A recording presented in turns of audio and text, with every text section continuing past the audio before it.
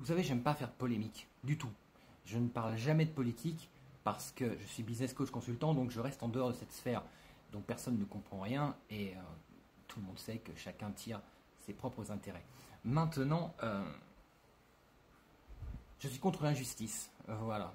Et c'est vrai que quand il y a des choses qui me mettent hors de moi, comme ce fut le cas hier quand j'ai appris ce qui s'est passé, la lettre à M6 de la part du président Macron qui dit qu'effectivement il a son soutien total par rapport au Sahara occidental, et bien là non, j'interviens, je parle, je partage mon opinion. Et je sais que ça dérange beaucoup de Français qu'un Français tienne ce genre de discours comme celui-ci là, qui dit enlevez-lui sa nationalité française à ce débile. Alors déjà pour ton information, on ne peut pas retirer la nationalité française à un Français, c'est impossible. Dans la Constitution, c'est impossible.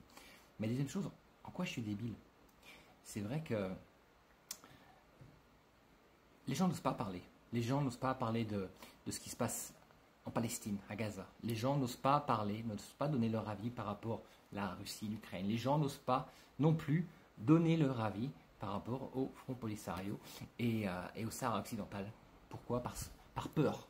Peur du jugement, peur de l'image que l'on va pouvoir avoir auprès des autres, peut-être même dommageable. Donc, étant donné que on a tellement peur de ce que peuvent penser les autres, qu'on voit toutes ces stars qui pourraient effectivement peut-être peser dans la balance, mais qui préfèrent se taire, de peur de perdre leur auditoire, de peur de perdre leur chiffre d'affaires, parce qu'ils auront osé dire ce qu'ils pensent. Et non, eh bien juste pour garder ce masque et jouer la totale hypocrisie, on ne dit rien. On fait la politique de l'autruche. Mais écoutez, moi je vous invite toutes et tous à partager sur les réseaux ce que vous pensez concrètement. Assumez, dites-le ouvertement. Parce que je trouve qu'il n'y a rien de pire que penser quelque chose, mais ne pas oser le dire de peur des autres, de peur de l'image. C'est ridicule, c'est ridicule.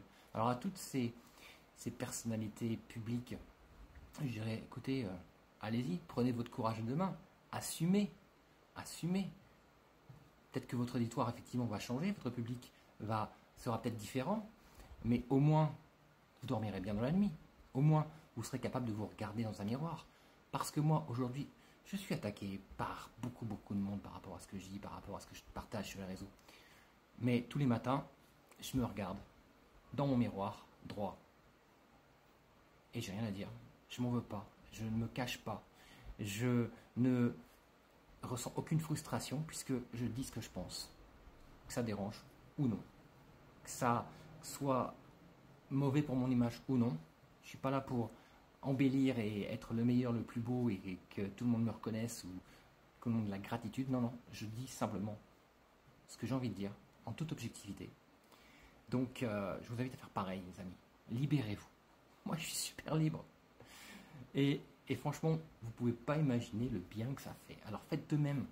Faites de même. Libérez-vous, partagez, écrivez, envoyez, je ne sais pas, faites ce que vous voulez, sous toutes les formes possibles.